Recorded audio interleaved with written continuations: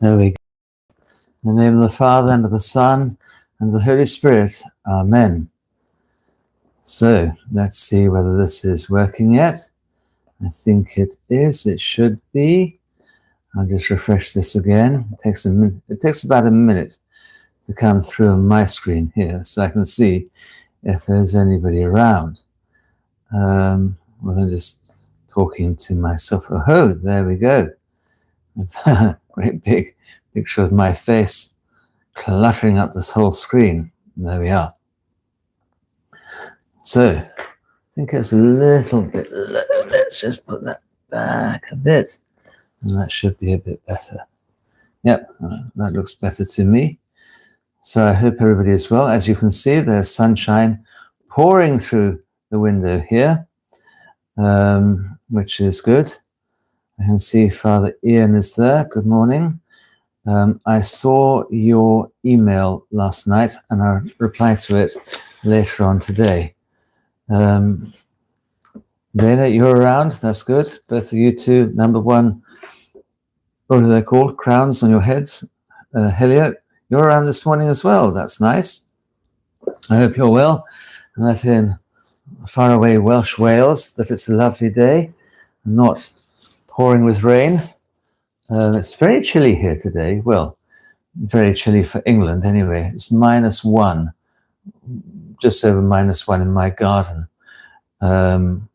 So there we are. Thick frost, very thick frost and ice all over the front of my car today. So that was a bit tricky. And there's Lynn, otherwise known as Winifred. Good morning. God bless you.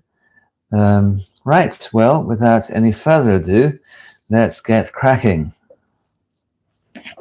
I'm going to feel a bit odd about saying get cracking now. We're going to read chapter 16 of Genesis, verses 1 to 10. And this sets up a whole series of things, including a historical antipathy within the one family of Abraham. The one child goes on to make the Jews, the other one goes on to make the other Semitic people.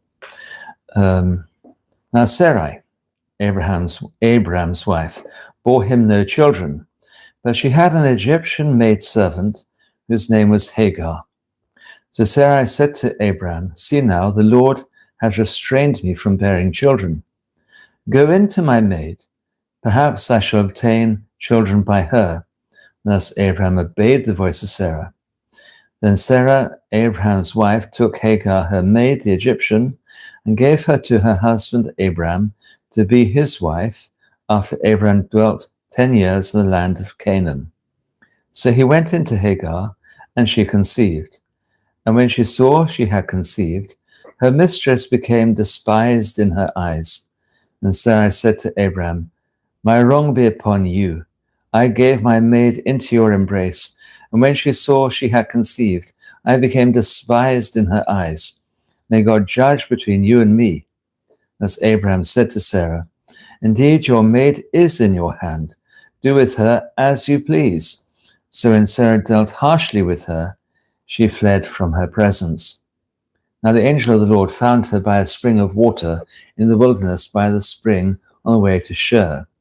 Then he said, "Hagar, Sarah's maid, where have you come from, and where are you going?" She replied, "I am fleeing from the presence of my mistress Sarah." The angel of the Lord then said to her, "Return to your mistress, and humble yourself under her hand." Again, the angel of the Lord said to her, "I will surely multiply your seed exceedingly, that it may not be counted because of its multitude." There we go. Good morning, Bev.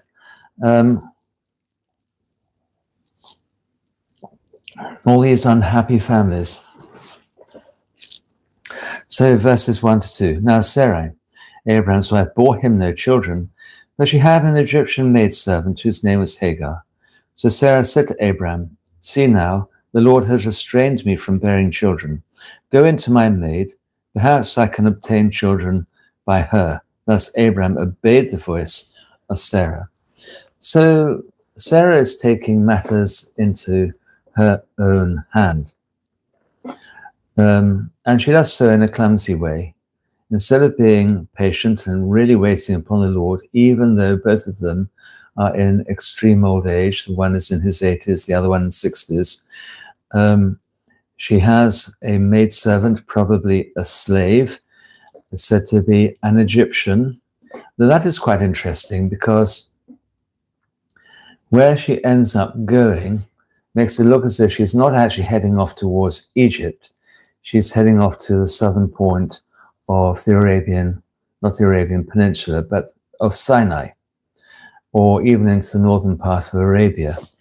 Later on, she goes looking for a wife for her son in that area, which will make it appear that actually she's probably heading for another home, not heading towards Egypt, which was said to be her home, but heading rather towards North Arabia. The place was called by the Assyrians Mukri.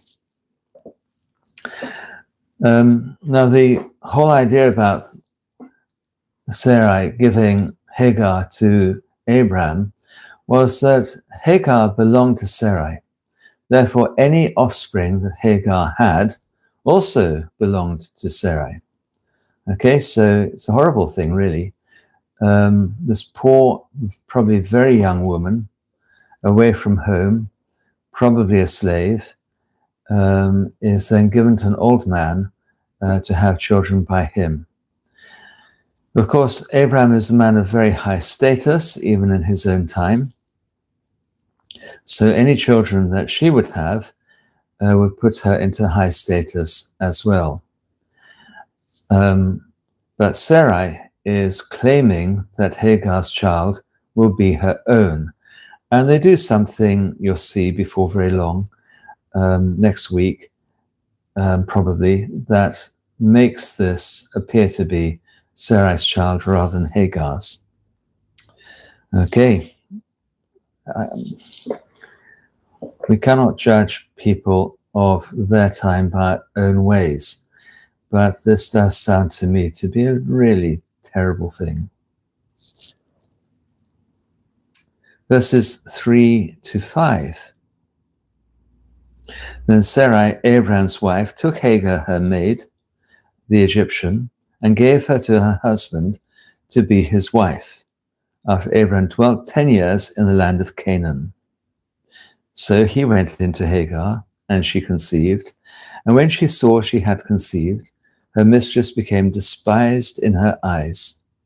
And Sarai said to Abraham, "My wrong be upon you. I gave my maid into your embrace, and when she saw she had conceived, I became despised in her eyes. May God judge between you and me." So, guess what? As if this is not likely to happen. As soon as Hagar becomes pregnant, she looks down on her mistress. She'll be strutting about the place saying, "You couldn't have a child, but I can.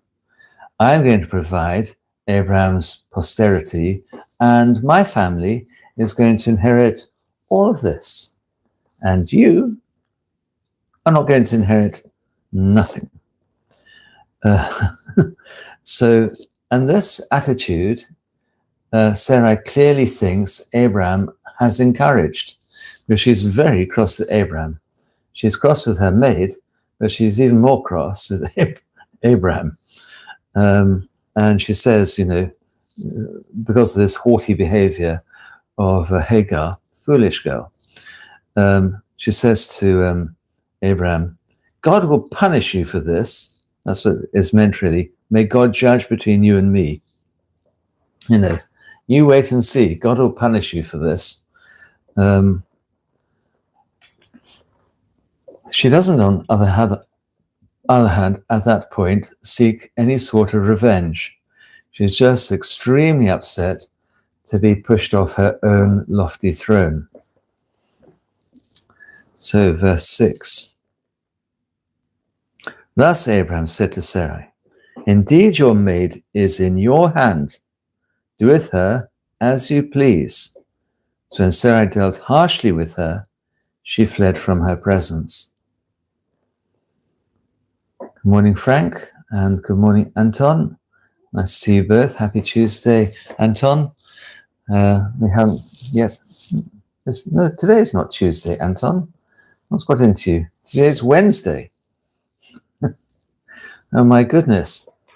Poor old Anton. Anyway, verse 6. Sarai. What we say in English? She puts her down. She puts down her slave girl. She brings her down a peg or two. She treats her harshly. And it shows her, actually, I'm boss around here. You do as I say. She probably made her do all the washing up and that sort of thing. Go down to the river, even though she's heavily pregnant, and pound the clothing. And as a result, Hagar runs away. Pounding the clothing.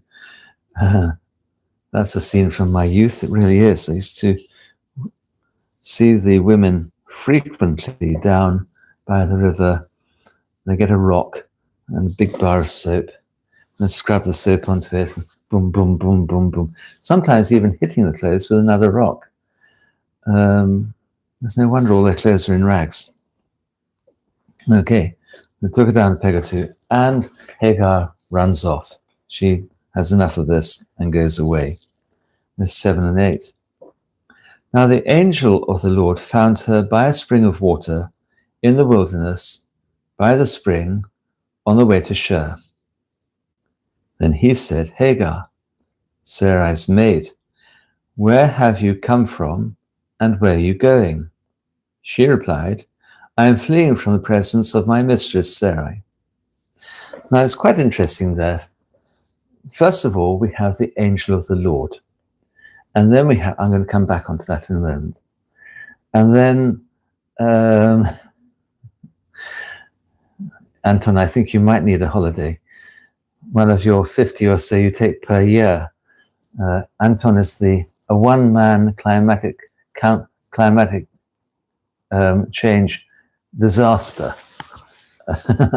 Constantly flying off to warmer climes. I'm only saying that because I'm envious. What was I saying?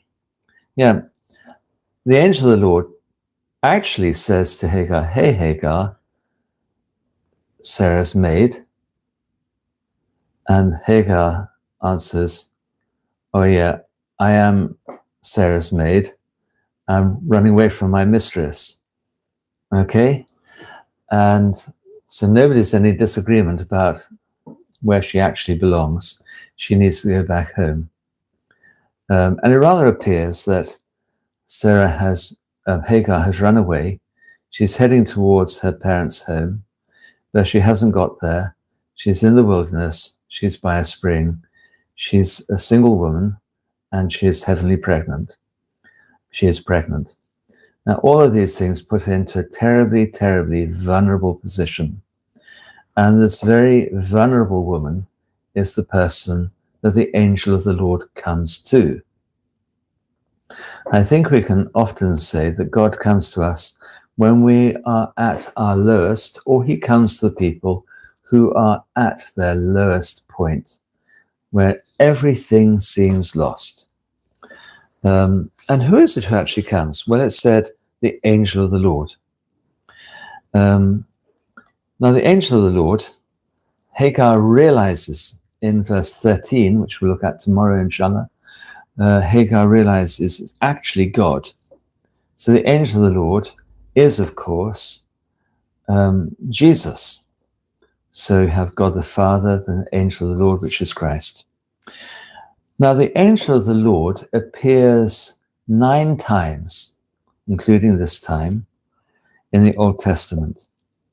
In Genesis chapter 2 to Abraham, in Exodus chapter 3 to Moses, in Numbers chapter 22 to Balaam, to the whole country of Israel in Judges chapter 2.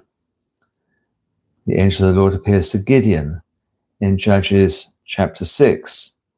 In Judges chapter 13, the angel of the Lord appears to Samson's parents. Then He appears to King David in 2 Kings 4. If you have a Protestant Bible, that's 2 Samuel. And he then appears finally to Elijah in 3 Kings 19. Okay? So the angel of the Lord, these are pre-incarnation theophanies of Christ, where he appears to each of these people, and of course the angel also to Israel as well, fighting by the Jabbok. Sorry, that isn't Judges. Yeah, okay, find the river Jabbok. So, these are important apparitions, all of them important, and this one to a woman who is a runaway slave, who might well be thinking, I'm going to really come a cropper here. What on earth am I going to do? Okay? So this woman running away from where she belongs, but with nowhere clear to go. Now, this is an interesting event for another reason as well. Muhammad, the Muslim prophet, may he be forgiven, thought this took place near to Mecca, at a place called the Well of Zamzam, which is next to the Kaaba temple. He also thought that Abraham built the Kaaba. He's about, I did actually look it up, 1,640, nearly 50, 1,650 kilometers out in his calculations. The place where Sarai ended up is in the middle of the Negev desert, halfway between Egypt and North Arabia. Anyway, there we are. So it had taken poor old Hagar 50 days at least to have walked from where she ran away to where Mecca is. So it's very unlikely that she walked all that distance, a seventh of a year, and then have to turn back and come back. So 2/7 of the year. Very unlikely indeed. But never mind. Muhammad was not all that fussed about accuracy, shall we say. Anyway, there we go. That is not really that important. Also, the Muslims say that Ishmael had already been born then.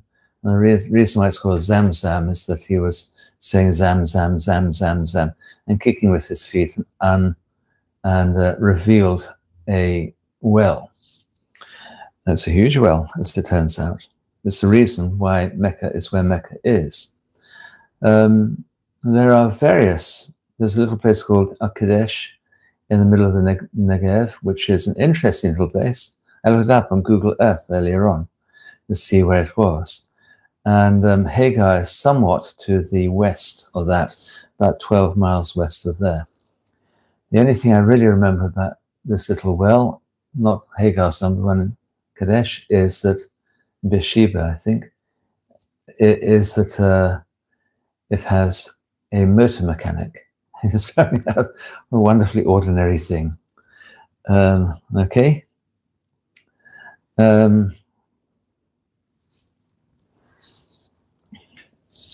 Verse 9 and 10. The angel of the Lord, Jesus, then said to her, "Return to your mistress and humble yourself under her hand." Now, it's made it quite clear from here that the Lord is saying, look, you've got to go back home. You're not safe here. Humble yourself under your hand. He's not blaming Sarah directly, but he's making it quite clear that actually it is Sarah who is at fault here, not Hagar. Hagar should not have been strutting around the place like a peacock, showing off in front of her mistress, but at the same time, she can't run away. She's got to be humble, accept the hospitality. And then verse 10, again the angel of the Lord said to her, "I will surely multiply your seed exceedingly, that it may not be counted because of its multitude. Okay? So God will multiply her offspring hugely. She'll become herself the matriarch of an enormous number of people. That puts me in mind of something. I have blue eyes, and apparently all people with blue eyes are related to each other, and related, they can tell, to one woman who was in the Black Sea several thousand years ago. And so everybody with blue eyes are of sort of one family. So it's a bit like the Lord saying to this woman with blue eyes, okay, everybody thinks you're odd because you've got blue eyes, but let me tell you something. I'm going to multiply your progeny so that nobody can even count them. And from there you get all the people on earth from this one genetic change, because all people had brown eyes back before then. From this one genetic change, all people with blue eyes, whether from the mountains of Haryana, Afghanistan, through to anywhere really nowadays, but traditionally obviously through to Europe, and then right up into the north and down as far as places like Lebanon, all of these people had one blue-eyed relative, this one woman. So if you've got blue eyes, you're related to me. Quite distantly probably, but you're related. Okay? There we go. We're going to end that there, and then we're going to find out more about Hagar, the angel of the Lord, and the birth of this baby. Okay. I read one commentary that said about this, about tomorrow's commentary really. Ishmael is said to be bad-tempered. And it said, isn't that just like the Arabs now? The Arabs hate each other more than they hate anybody else, always fighting and killing each other. And there's some truth in that, but I'm not sure that it's directly to do with Ishmael. Poor boy. He's a child of a very broken family. You find this actually all the way through the story about this family's history. That they really, they really needed to have parenting lessons. You think about them, so you have obviously the whole story about Isaac and Esau. You have the whole story about Jacob and Esau becomes Israel. You have all the story, of course, about Joseph and his brothers. They all of them really need to take those baby classes very seriously when the babies are born. They're hopeless. Okay, let's see if Anton says, what's wrong with me? I woke up yesterday thinking it is Wednesday. Yes, I think it's, honestly. Well, you should have woken up today thinking it was Thursday. I don't know, you got me at it now. And Dana says, how could either woman think or not end up differently? It's an awful idea, and Abraham should have known better. Indeed, he should. What a lot of problems, although not caused. Miss Connie, good evening. Hope you're well. Jolly cold here, Miss Connie. I hope it's nice and warm where you are. Anton says again, interesting to learn that ancient people acted the same way like people in modern era, kind of soap opera style, full of jealousy and revenge.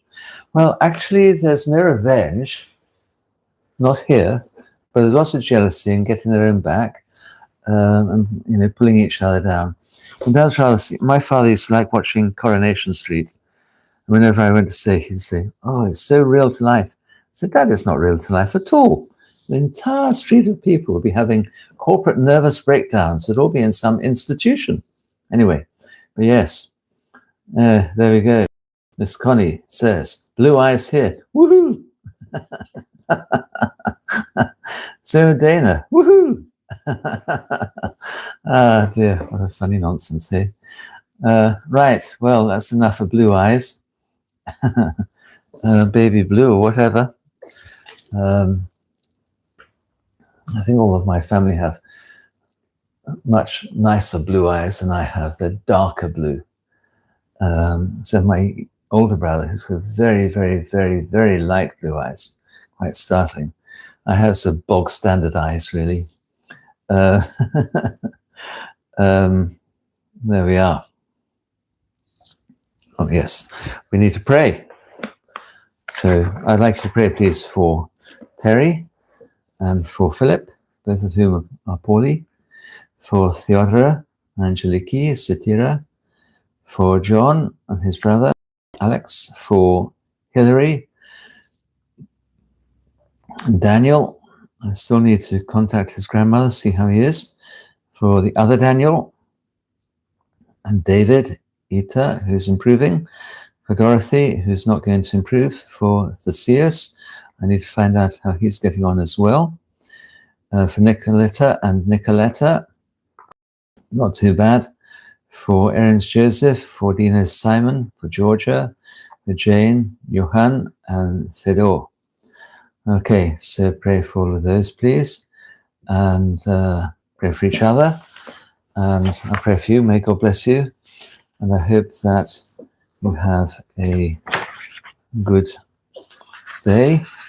And God willing, we shall meet again tomorrow. It seems to be taking a bit longer. I need to put a bit more time into setting this up first thing, because it, I don't know why, but this computer is quite old. It seems to be very slow. There we are. And maybe I need to bring the other computer and just use this one at the house. Might be a better idea. Your prayers, everybody. Okay, God bless you and keep you. And I think we'll leave it there. Then sent me a blue heart. Maybe for blue eyes. I don't know. But anyway, there we are. All right. So you can switch this off. And you can see, guess where my little dog is? Ta-da! There he is. Right, okay.